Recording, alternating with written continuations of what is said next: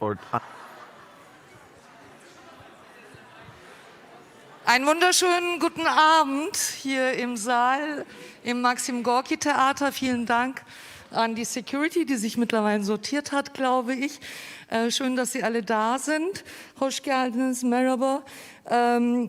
I'm switching to English. Ich gehe rüber ins Englische, weil die Veranstaltung im Englischen stattfinden wird, wie angekündigt. Ich hoffe, dass Sie alle der Sprache mächtig sind. Falls es Menschen unter Ihnen gibt, die kein Englisch sprechen, gerne in die letzte Reihe, dann flüstere ich ein bisschen die Übersetzung rein.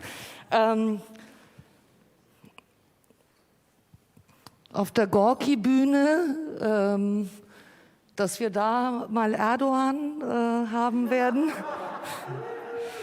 hätte ich mir auch nicht träumen lassen. So I'm very happy that we are going to talk today about a book which is already sold out, like the first 5,000. A few for you especially are reserved downstairs. 5.000 Exemplare, die sind schon verkauft. Ein paar haben wir für Sie unten noch zurückbehalten für die Gäste des heutigen Abends. Es wird aber eine zweite Druckauflage geben. And I'm very happy that we could invite Maximilian Popp, a journalist from Spiegel, of the political resort, which we still take very serious, to be here with us. He came from Istanbul today to talk with Can Dündar and with Anwar, who are responsible for this book. And we will hear more about the book, the content of the book, and the situation here and in Turkey. So welcome with me the political cartoonist Anwar from Egypt, Sudanese background. Welcome with me, Can Dündar, the famous Turkish journalist, and welcome with me, the Bavarian journalist Maximilian Popp, to talk to them.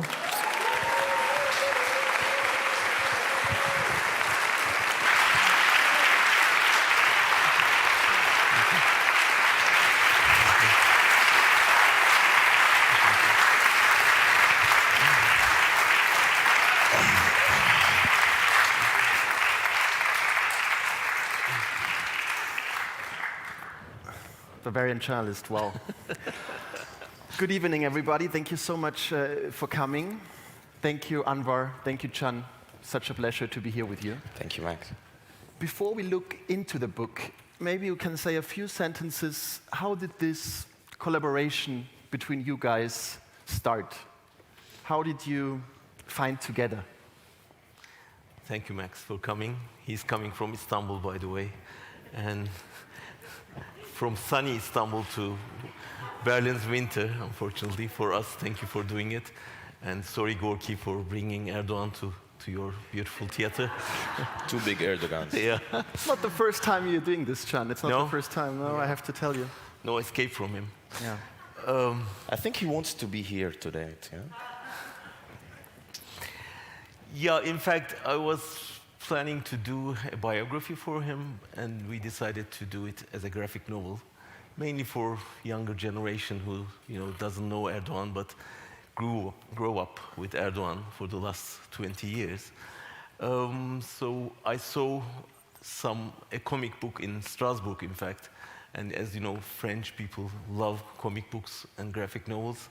So there were a lot of books, biographies of world leaders, and I thought it would be nice to have one about Erdoğan. And then I've been working with Corrective. Corrective is a publishing house at the same time as a journalists association, but at the same time publishing graphic novels. And I talked to David Schraben about my project, and he said, it's a great idea, let's do it. And he said, I have someone in my mind who lives in Egypt. And I didn't know him before. And then he brought some works of Anwar, and for the first moment, I said, yeah, he's the guy. Let's do it together. And maybe This Anwar. was back in 2017, I think. 2017. 2017, Wow. yeah. 4 years the ago, start, yeah, 4 years ago. And David, I remember the email I received from David. It was super serious, like, we're doing a secret project. You have to come here to Berlin, super secret. And I was like, okay, David. I don't know how secret is it. You were still in Egypt at that time, right? By then I was still in Egypt. I was, after the revolution, we were having our fight, so it was pretty okay by then. And then I received this secret email from David, and I arrived to Berlin. I don't know what I'm going to do, you know. Oh, wow. Like then on opening, I remember still this day opening the door and then finding Can Dündar in there. And it was definitely a big moment. So what are we going to do? We're going to do a graphic novel, and I do love this part of comic journalism, as we say it, the cartoonist community. And I think it's kind of underappreciated somehow. So once they told me that we're going to do a graphic novel, and I think, oh, perfect, cool. And it's about Erdogan. You sure? You said we have Sisi. I know about dictators, so why not Erdogan? By then, Sisi was a junior dictator, you know, like a The old mini crow, one the old now. crow. Yeah, so, and then we started, and then Jan was into lots of troubles also, and me too afterwards, and back in 2018, was under surveillance, and then I was kicked out of Egypt. I was arrested and deported, and finally we had the proper quality time, both of us, to live in exile in Berlin and to have time to work on dictators together. Sounds Yeah. fascinating. Yeah. It's really interesting that Berlin brought us together. I mean, you have been working together remotely before, or how did that, like, when you Yeah, started through 2017? emails. Like, We just had like or like the the kickoff. Zoom calls even before the pandemic. Yeah, and even before Zoom. Yeah, even Like with Skype, you know. Skype emails and at Hotmail. Yeah. And then how did the research go, also visually? I mean, once you decide you go into this project, how did you proceed? I was at the first, before going to the visual research, which was for me was one of the most interesting part. I would love Jan to tell us about the secret soldiers also who have been working and researching also. Yeah, in Turkey. Yeah. Yeah, of course. I mean, we have some researchers in Turkey, but they didn't want to put their names on it. Yeah. So they worked a lot for us, and they read many books and checked many papers and videos, documentaries, and even talked to some witnesses who knows Erdogan better. Then we had something like 1,000 pages of whole history of him, and then of course I have to select some parts from out of it. How did you find the visual material? I mean, that goes far back to the 70s, 80s. How did you do that? This was the biggest struggle, one of the biggest struggles or challenges for me. Our graphic novel starts in the 50s in Turkey. Right. I have not been there in the 50s, definitely. Me neither, Can. I don't know if you have been there. No, No. unfortunately we missed that part. And some streets and different streets definitely in the graphic novel. So I have to do a thorough and a real serious visual research, and through archives of photographers for the cities. I remember this tourist, and seriously, I owe him a lot. There was a tourist who went to Turkey in the 70s, and or in the 80s, and he was filming with a really bad quality camera, 5 hours footage for Turkey back then, and I was with him in the journey. So this is how I was like deeply invested in the visual research, and I think this is what it takes to have like a proper and high quality graphic novel. So, and it was also, in a self-reflection, I would say that it was a new discovery of Turkey. Definitely in Egypt, we have like strong relations with the Turkish culture. Like, I think we are similar in a lot of aspects. But for me, it was pretty amazing. And In which way? What was surprising to you? such a great nation, deeply cultured, and with all of these figures. And I rediscovered Turkish movies. I think some Turks doesn't even know about it. And Turkish music. And I was always like trying to put myself in the place, in this street, in this area that I'm trying to draw, to get the sense of the feeling, which angle I would love to draw, how the people would, their body language. So I've been, That's super impressive also how much research you put into it, because that's what you don't see. exactly, With you the see the result, final you product, see like the, but exactly. I think it's kind of a nerdy thing. I'm enjoying the sport also somehow. So yeah, and also this is the emotional part of it, but also there is a kind of, we would say, a factual, visual research for the event that should not be altered or changed anyways, because this is a graphic journalism in the end of the day. Right. We can talk later about our definition of objectivity, but in the end there is facts that cannot be changed. So there is another part Sure. of the visual research of what happened in this day at this moment. Yeah. Can, you said you tried to write the book without anger. How difficult was that for you, not to be angry while writing about Erdogan? Because I struggled with that. And for you, it must be even Yeah, much harder. it was difficult, to be honest. This is the most difficult part. But when I was released from prison back in 2016, it was the 26th of February, like yesterday for me. My colleagues were waiting together with my family and friends in front of the prison. So I talked to my colleagues there, and I said something. I said, I prayed that the anger which put us here would not poison us.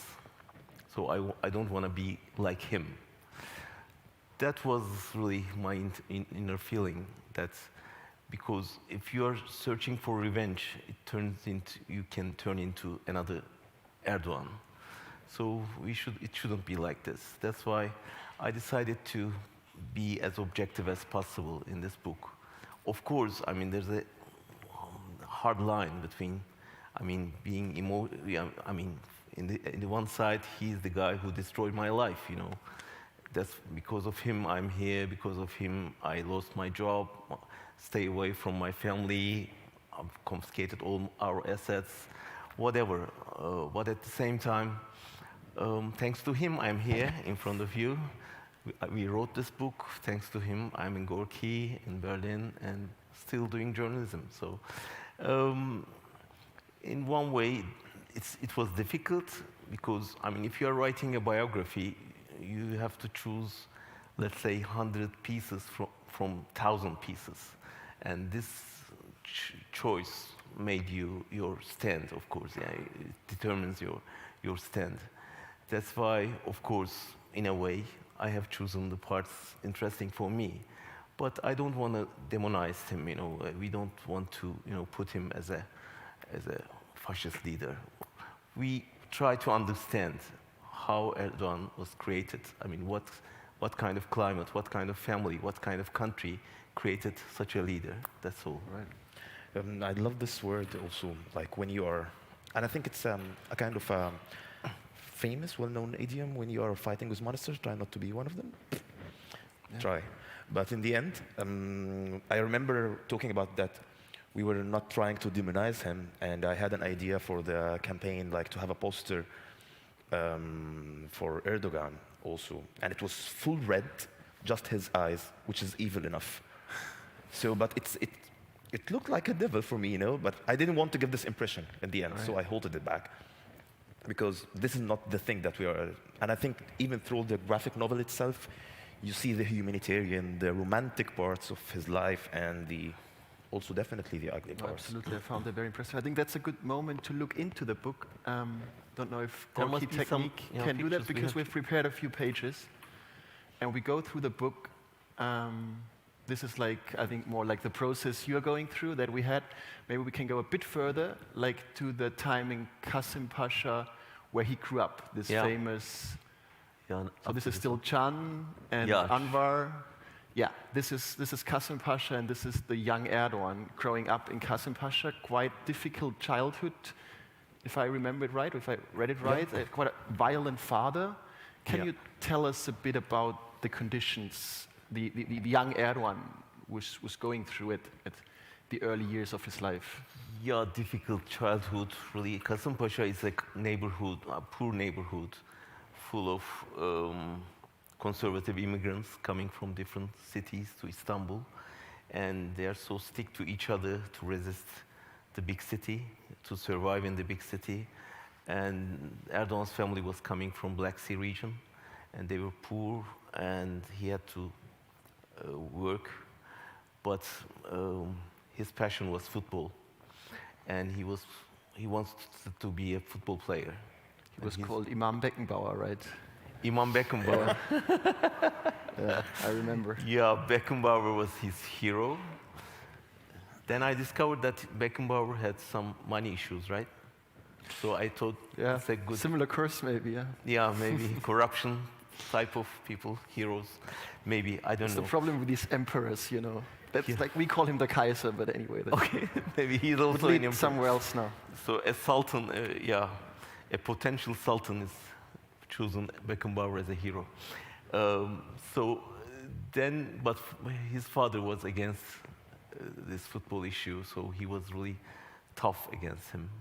And as we learned from some witnesses and the family members, that's the way he, treat him. So it's not an easy childhood. That's why now he's trying to do this to us, maybe because of this. You got it.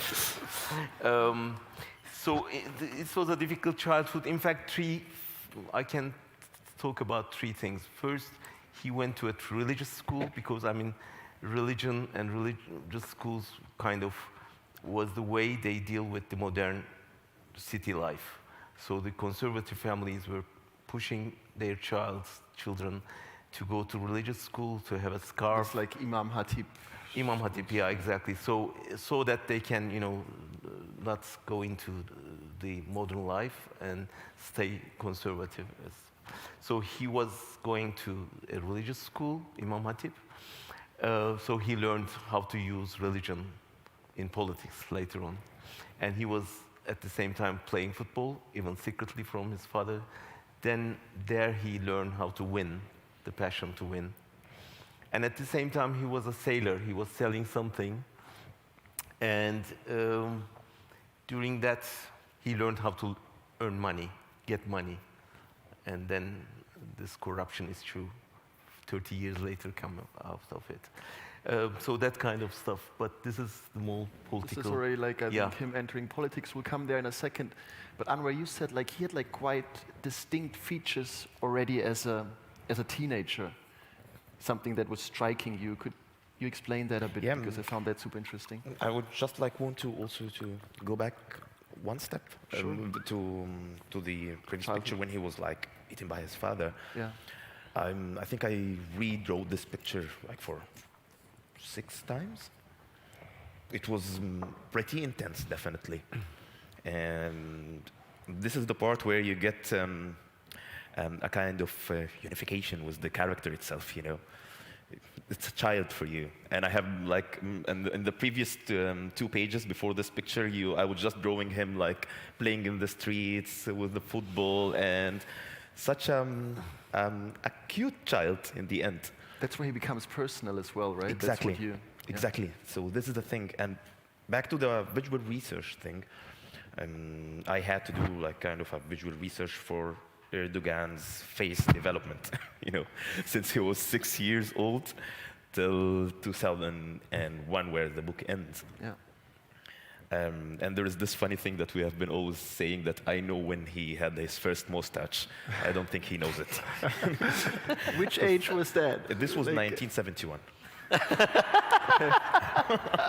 Footnote is taken. This was 1971. I was thinking, is it 71 or 72? I was just thinking about it. So, but when he was even his picture when he was child, you can see this sharp look in his eyes.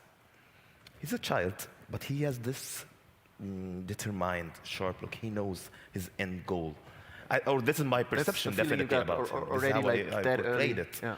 Maybe, definitely as an artist, you cannot totally put a distinction or there's a very fine line between your own reflections on the character and the true character. What's true character? None of us can say it. So I think I have been in a journey with him, like through his Yeah. If life. we But pick I up love there, this part, by the way. This is Anwar's great idea, because there's a legend that he was a great forward in the team.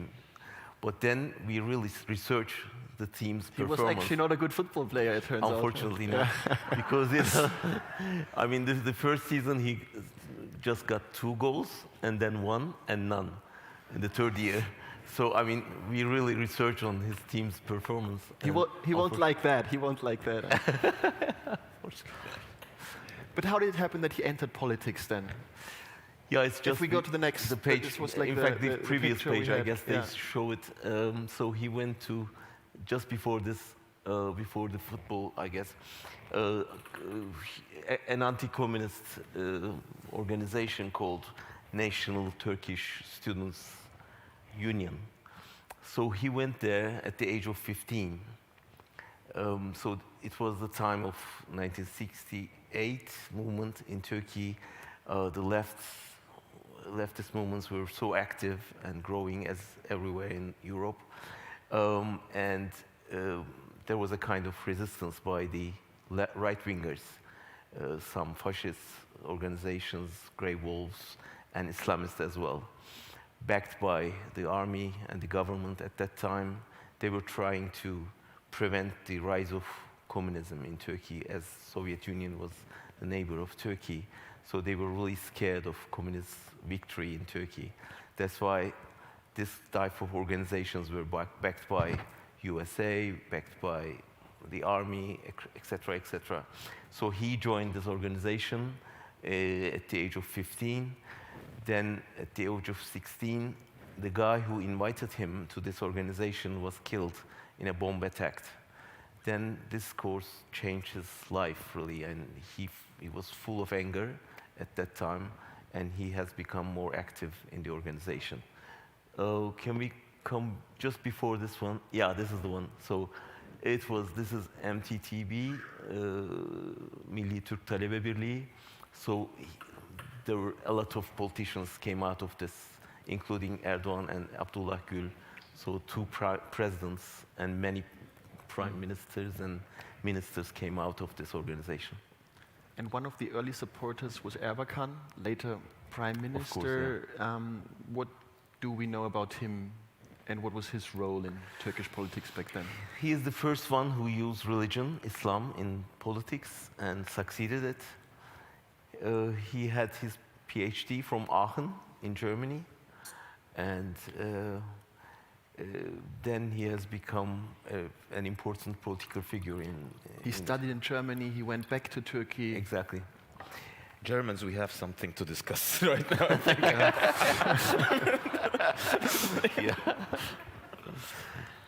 Yeah, but he's at the same time a kind of father figure in politics for Erdoğan. So he always followed his path during his first years, and he was a legend for political Islamists in Turkey, and a great enemy of the secular side of the army and the system. So he challenged this, but in the end he succeeded to be a prime minister. I mean, that was the rise of political Islam in the whole region.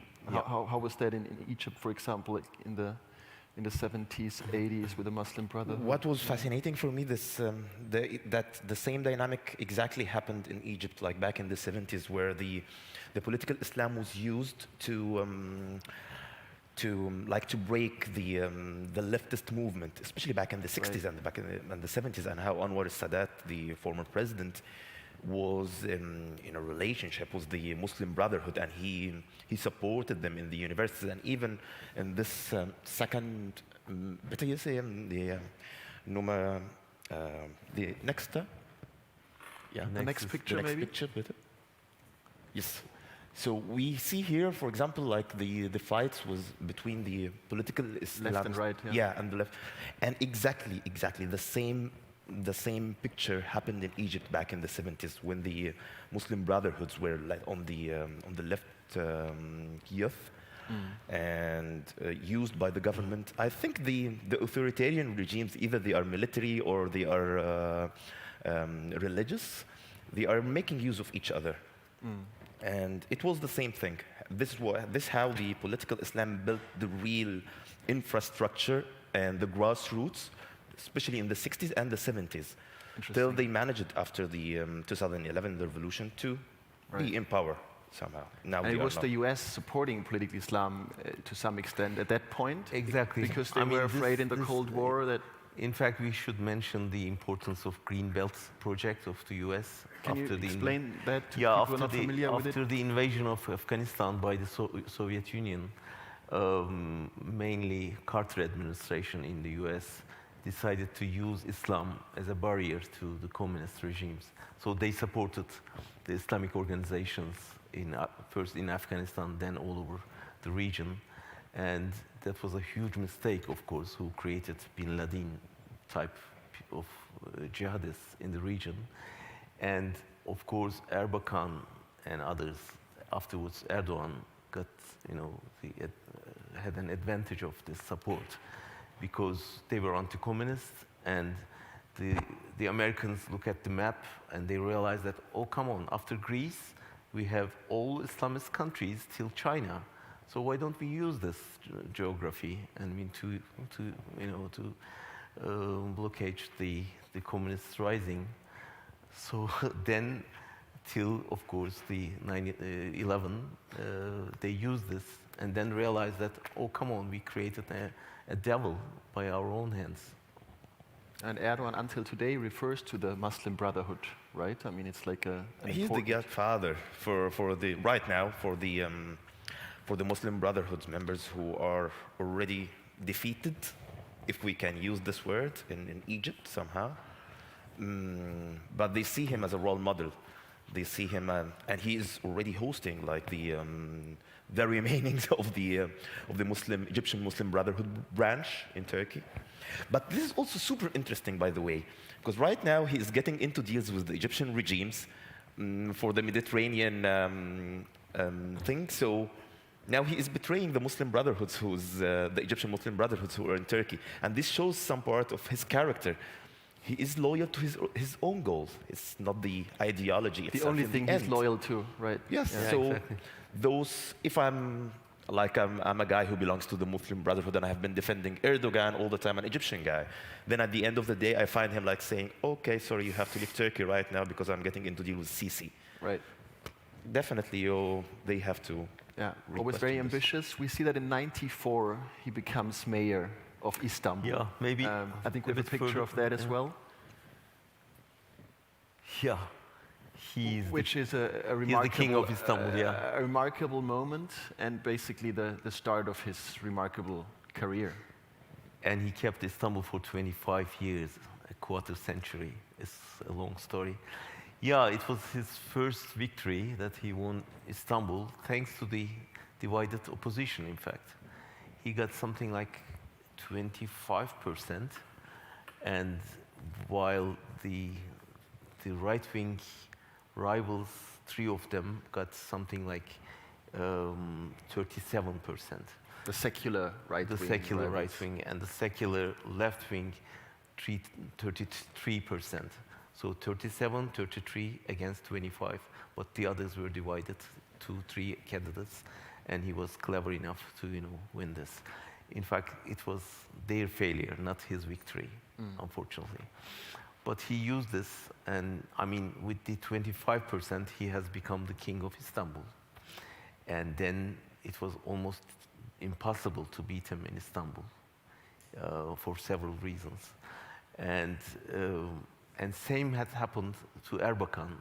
Then with the same strategy, with divided opposition, Erbakan has become prime minister with the same kind of tactics, So, but in Istanbul, he was really successful for many reasons. How did he govern as a mayor? In the beginning, surprisingly, he was so transparent about his ideas. So this is the picture I love, because in the backside you can see how Anwar drove the Imam Hatip's, one type of people, same type of people, and they came to power with the same type. No woman around, of course, all men, governments and governors. So his advisors has become his ministers afterwards. That's a yeah. brilliant picture. Yeah, it's show really how impressive. There is genius. also another one for the Imam Khatibs. Yeah, there must be another one. Yeah, there is 9-1. Yeah, please, yes. that's the one. It's many of them. So a bigger face is Erdogan's, if you cannot. Yeah. So I mean, really, this is a strategy, and what I really discover, and to be honest, we should admit that this is a very successful strategy of them to prepare for future. So in fact, not only them, but Güleniz as well had a strategy for 20 years later, 30 years later, creating a golden generation. And they started, for example, with this in the schools, Imam Hatip's, and 20 years later, they came to power. And 30 years later, they were prime minister. And 40 years later, they brought a president. Do you remember when you first met him personally? Oh, yeah, of course. How can I forget? You never told me about this, by the way. No? Okay. It was in the Istanbul Book Fair. I published a new book, and he was the mayor. He came to visit the book fair. And when we met, he just stand up and, you know, he was so respectable. And he shake my hands, and without knowing that I will be kind of a journalist who doesn't like him, he was really respectable at that time. Then when he was the prime minister, we went together to Algeria. I was in his plane, but in the first day, he didn't like my reports about his visit, and it was the last visit of mine with him. I mean, many say he's very charismatic. Was that something that you could see too in the pictures, also from back then in the 90s as a mayor? Is that something like your research was showing too? Or? Yeah, and even before the 90s, I remember this scene. It's also in the book.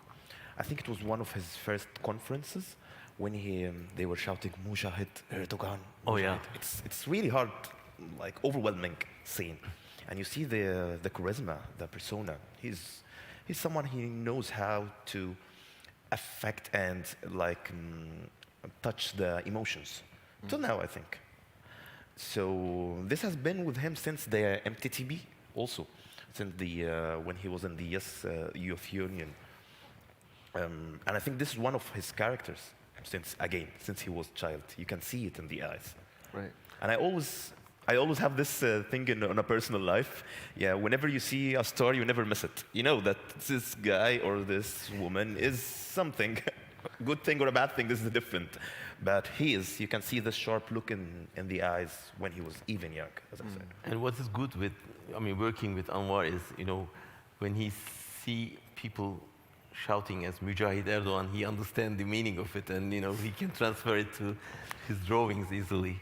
This is the proximity of the Egyptian and the Turkish culture, definitely. Max, also. by the way, when did you meet for the first time with Erdogan? I never met him one-on-one. Oh, come on, Puyo. No, I never had the chance. No, I really regret it. We tried an interview many times, but the point where I moved to Turkey, we were already like bad terms. So you wanted to meet him? Yeah, we asked him several times for an interview, but it never happened, and I'm afraid it won't happen. But okay, after this meeting, never. Yeah, it won't help. It won't help. I'm telling you. I know. Yeah. But I wanna talk about a crucial speech he gave as a mayor in Eastern Anatolia.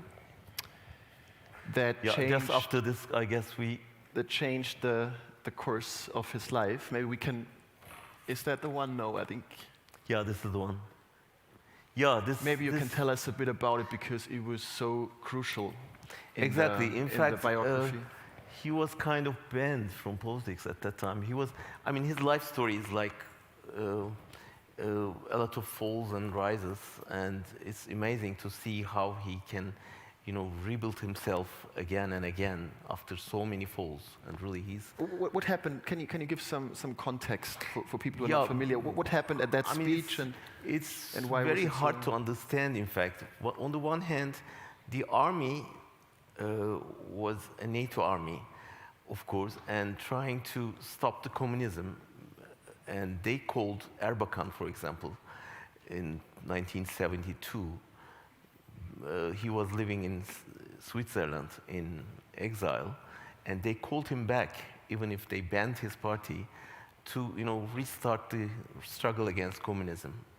So this is interesting. I mean, we thought that Turkish army is a secular army, so how can they do this? But at the same time, they were, their mission was to stop the communism. And then they helped growing the Islamists in the country.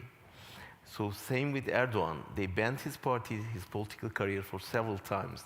But at the same time, by stopping the leftist movement, they cut the left part of Turkey's political body and strengthened the Islamists and the right-wing politicians. And that's why Turkish democracy is now, cannot survive because he was not only banned from politics for a while, he was also sent to jail. Exactly. So after this, guess we have that in this picture as well. Poem, he told a poem of very famous poem of a very famous Turkish poet. So presenting Islam as a kind of a big war against the others. Yeah. So that's why the poem was so important, and the prosecutors immediately asked him to come, and they accused him for using Islam for political reasons. And they put him in jail because of this poem. Because of quoting the poem, that was like too much. That was overstepping exactly, a line, and then so like it was a the secular very state radical said, move. you can't go that far, and then they put him to jail.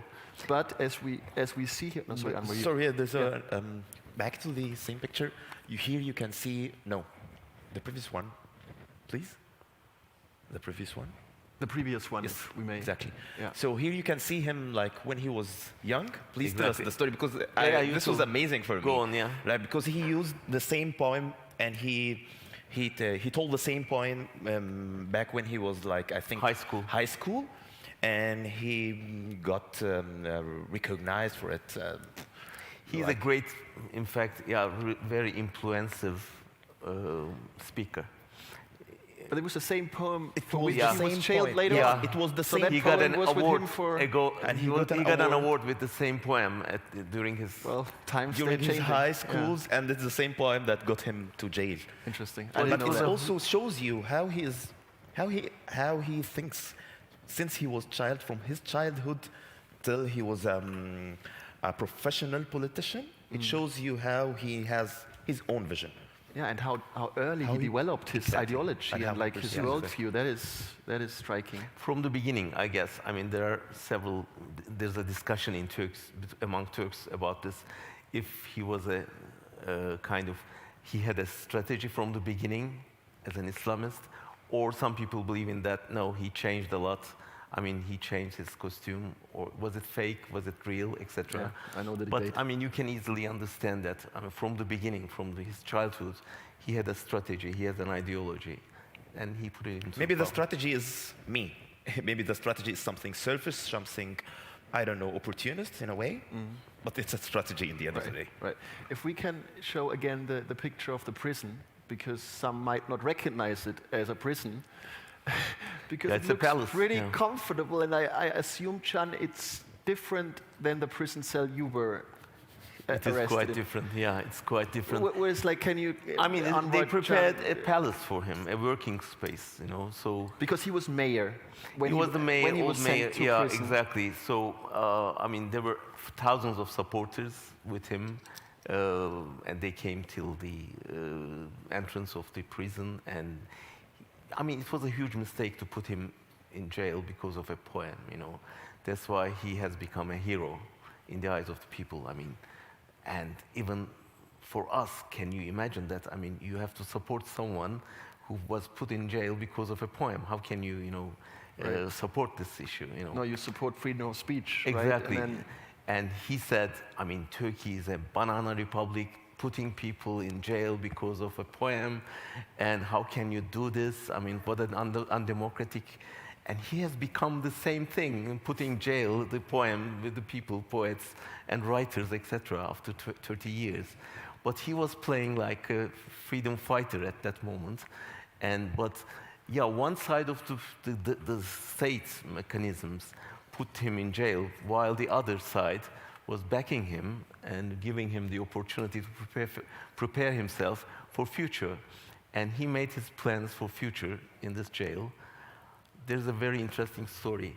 So his problem was his security in jail, and they were really scared that something could happen in jail.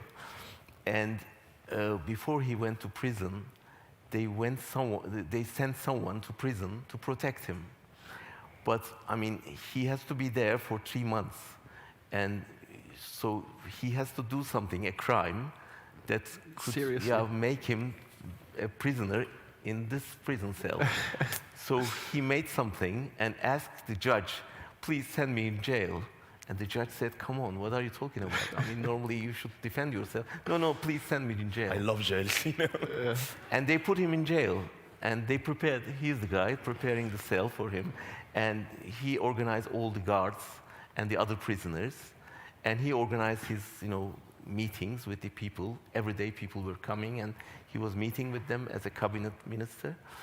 And then he was reading, he has a library, he was inviting people to watch a match, etc. So it was really...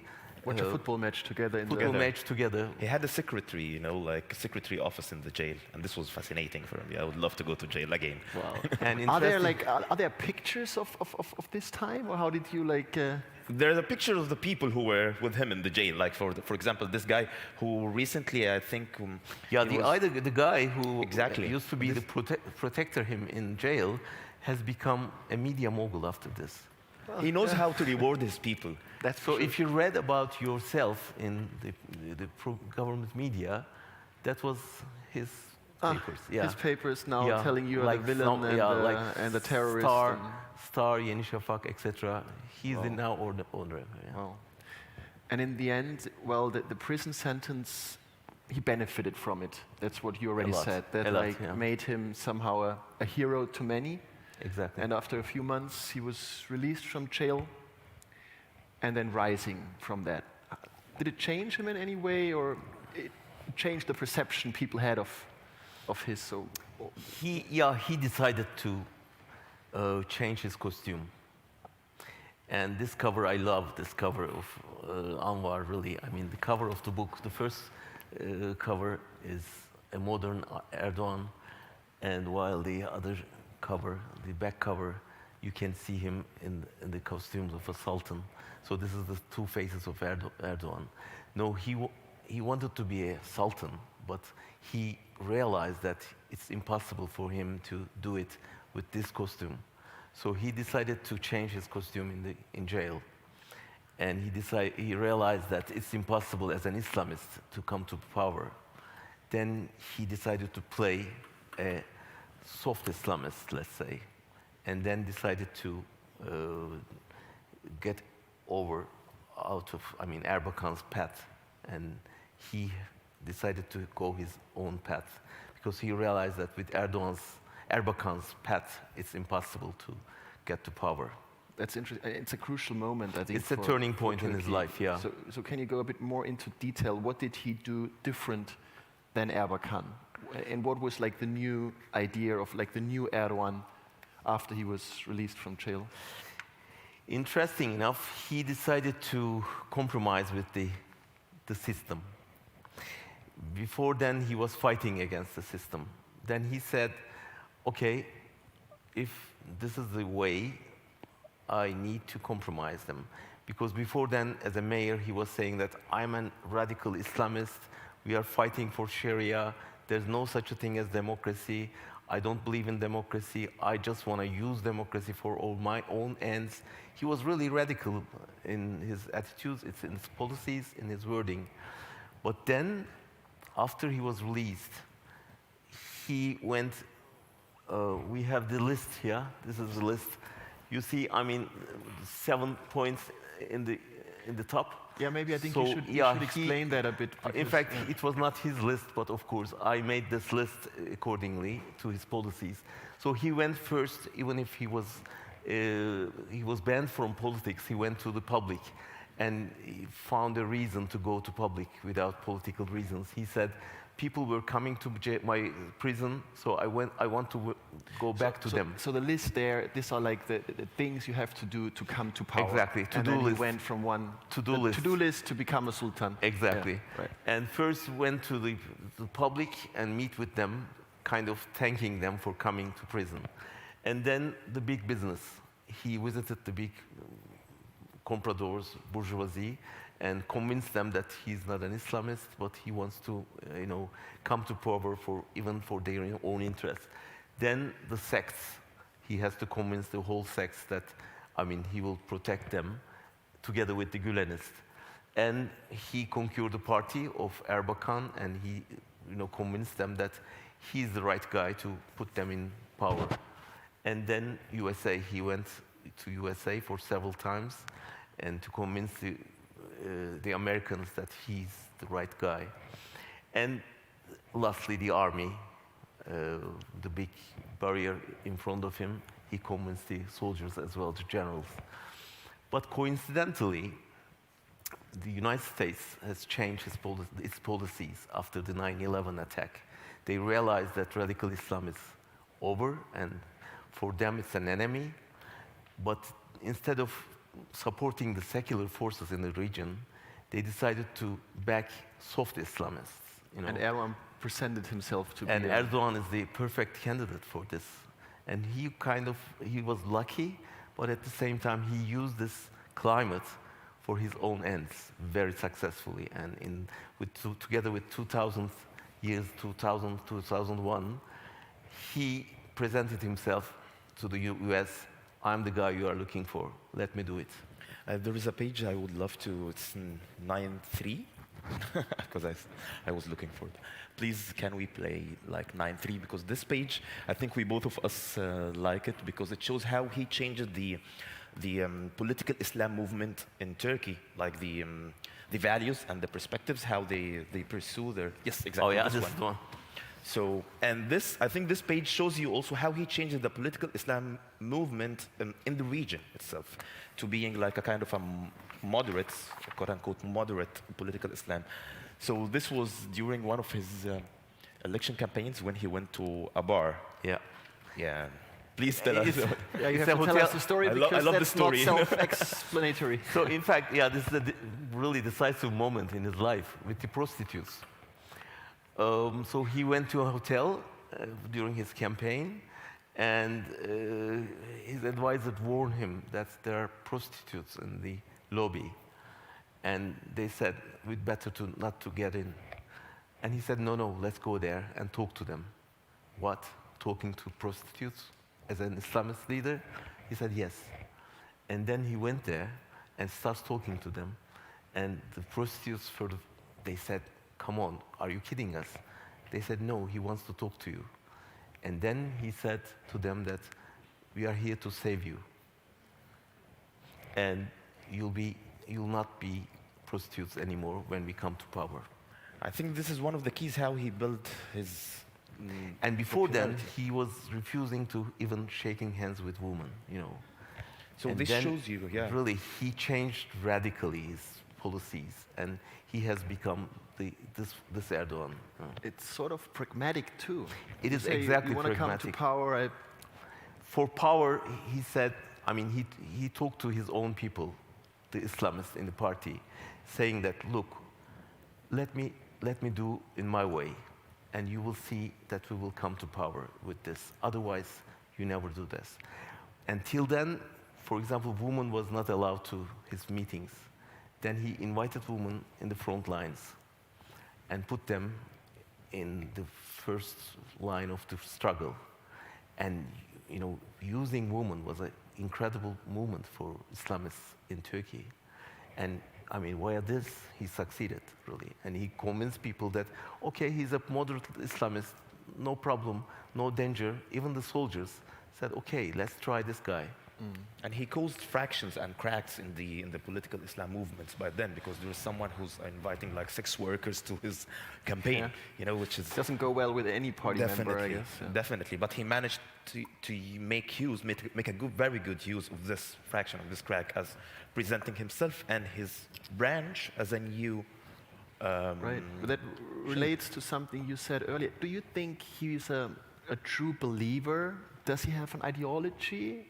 Or is he just, like, in the end, interested in power and his personal career? Or is it both? Or, like, how do you Seriously, look at this? especially for this scene when he was going to the lobby of the hotel with the sex workers, and I was like, I was seriously asking, does he have this real empathy for their possession, or he wants just to make use of them at this moment? Does he understand when, because there is a page, the later page in the book, she's telling him about her sons and daughters and how they are starving in life, and he's just asking her, like, then vote for us and this will not happen. You don't know. I don't want to jump into like the internal values, but maybe we should read. Yeah. I mean, for sure, he's a political animal, and then you can see he does this, like, pretty crucial move where he falls apart with Erbakan.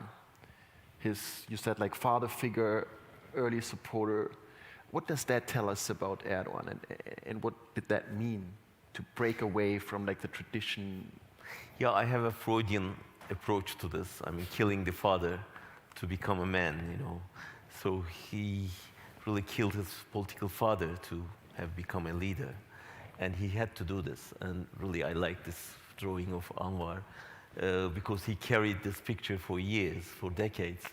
And then in the end, he realized that it's impossible to get the power with this picture of him, and he just threw it away.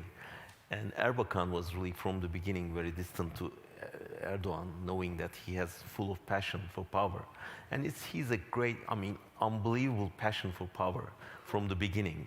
And to answer your questions, I guess his main aim is to get the power, not Islam, to be honest. And more so after, in the last 10 years, I guess, because he was kind of poisoned by power, by the power, and losing it is like unbelievable thing for him. And for not losing it, he used everything, even, you know, getting away from Islamist ideologies sometimes. So power is more important than Islam now for him. Yeah, and after securing the support of the military, the media, the public, going away from Erbakan was, as you draw it, Anwar, the final step.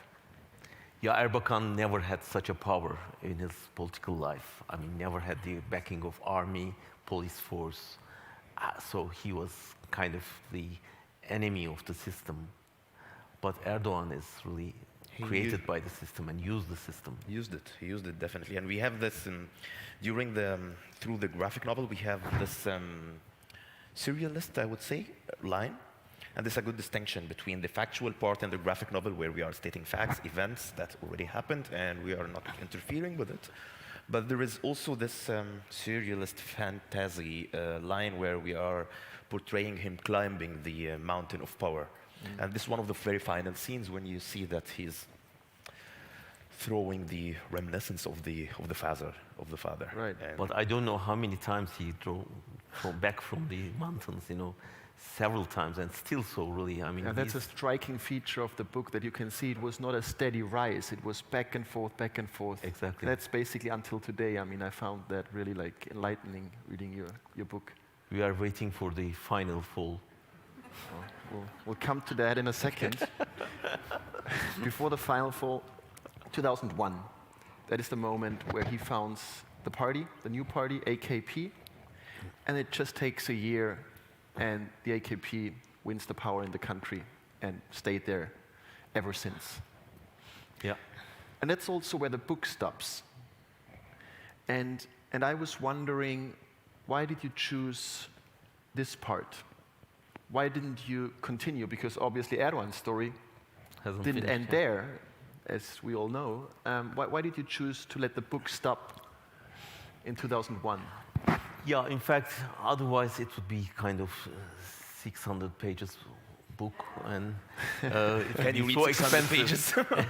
So it will be so expensive to buy.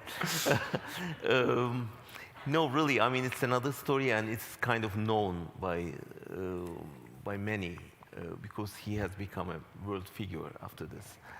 What is not so known is the background of him, how the conditions prepared him. I mean, psychologically, politically, international politics, family, the social life, etc. How all those issues prepared him for power. So that's another issue. I thought this is more important than his days in power because the background can give us a sign about creating the devil in a way, you know. So if you create the devil, then you can, of course, see the consequences. So we know the consequences more or less, but we didn't know more about the reasons of it. So I really want to focus more on the reasons. But hopefully, we will do the rest. I was just wondering, do you plan a second book? We get a rest a bit, but we already have talked about it, definitely. But what also, I think this period of his life also gave us a chance to dig deep in his personality somehow. And so it's easier to say that he did so and that afterwards, and again, to demonize him and to make him appear as a dictatorship, which he already is, but this is not the new part. Yeah.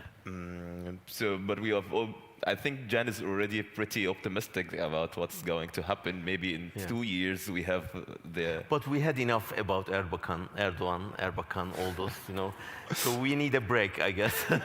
After 4 years of research again and watching every day on TV and reading about him, I guess I need a break before the second volume. All right, thank you so much. Fascinating book. I think we have the opportunity now, and we should do that, to take questions from the audience, from you. Yeah. So whoever wants to ask a question to Anwar and Can is welcome. There are microphones. And I think you just raise your hands, or if there's no question at all, I have a few more. Yeah, they all want to go back to Turkey. Yeah, don't be afraid, and it's okay, it's anonymous. No, not anonymous, they will be watching. It was paper. Well, if there's no immediate question, then let's, or is there, it's like hard to see? No. Then let's talk a bit about the present, actually, because I mean, many people are wondering, and we have seen how Erdogan came to power, how all that happened. And I was just coming back from Turkey, and Erdogan seems surprisingly weak these days. Very different than you present him here in the book. What is your take? How fragile is his rule at this point in time, and how do you read it? Yeah, for the audience, I can say that for the last 5 years, we've been discussing with Max about this issue. And I was always telling him that, okay, we came to the end of it, and in 2 years we'll be back in Turkey. Yeah, you always said, like, next year I'm going to be back in Turkey. Exactly. Yeah. So that's why whatever I say, it will be kind of repeating myself. But I mean, this time, you were the one who were in Turkey. You saw the real situation in Turkey. I guess I can say two things. First about Erdogan. The second is about the opposition. So Erdogan is really fragile, and people saw him as sleeping during the press conferences and presenting his book. This is my book's English version, while he's keeping the French version at his end.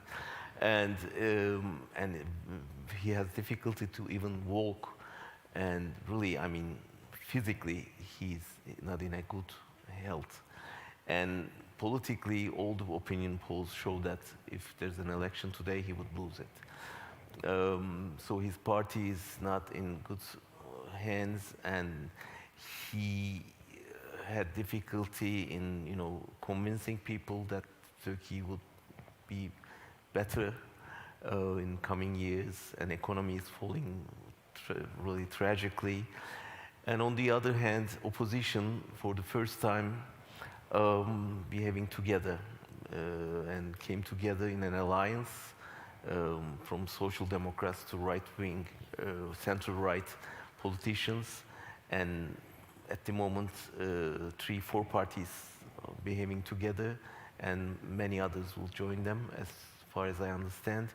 And thanks to this alliance, they got Istanbul in the local elections, which ends the Erdogan's 25 years old power in Istanbul. And as you know, there's a saying in Turkish politics, whoever wins Istanbul will win Turkey in the next election.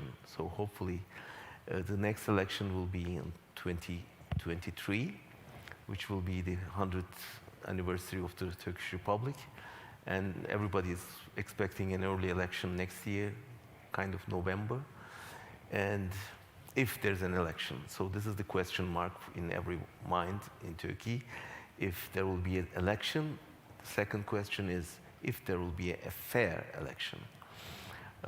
So now the opposition is preparing for kind of tracks of Erdogan, what he's planning to do, because everybody knows very well that he would do his best to stay in power. He won't go without a fight.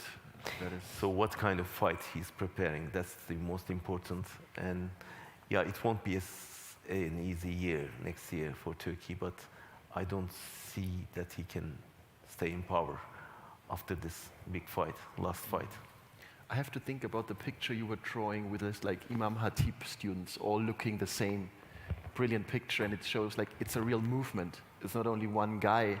What do you think is going to happen to the movement once Erdogan is gone? Will it survive, or? Seriously, I wanted also to ask Can about this. Do you think there will be blood for this, for the next 2 years?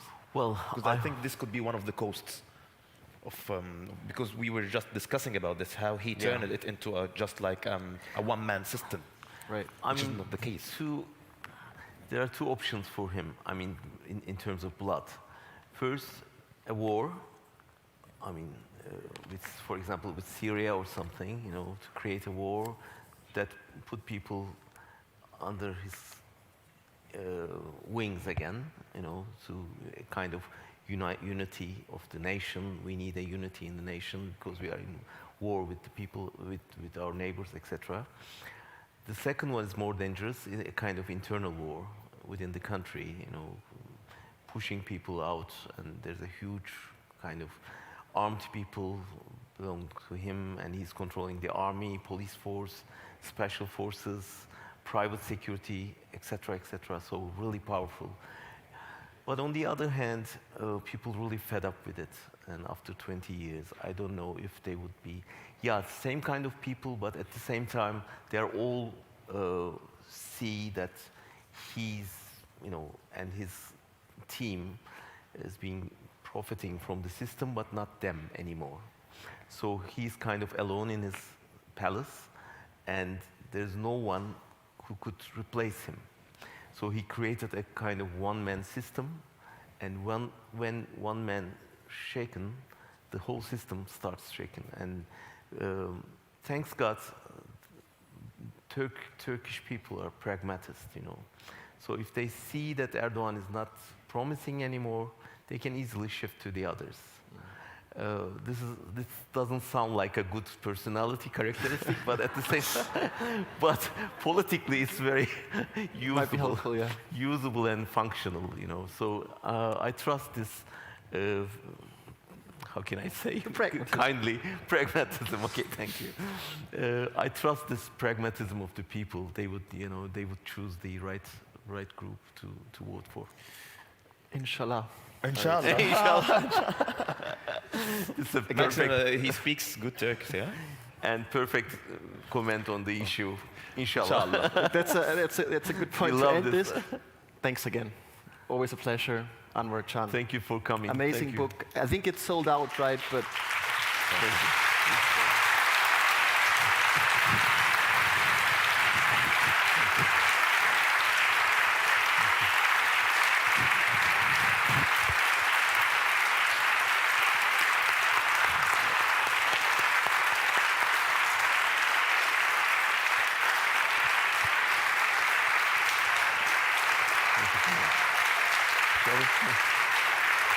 Thank you.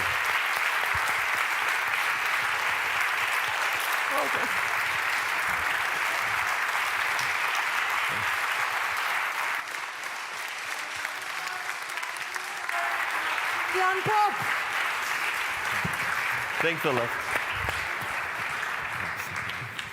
Thank you very much for the patience. Vielen Dank für Ihre Geduld und dass Sie hier waren. Erlauben Sie mir, Sie noch einzuladen in eine Ausstellung, die noch bis zum 12. Dezember im Gorki ist, im Palais und im Kiosk. Es geht um den NSU und das migrantisch situierte Wissen dazu.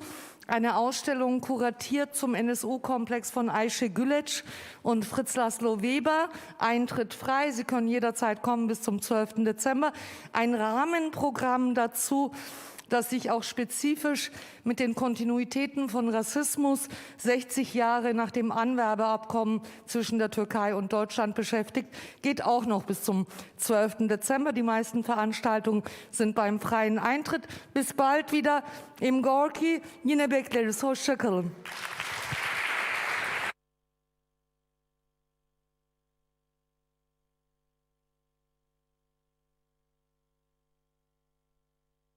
Zu bleiben.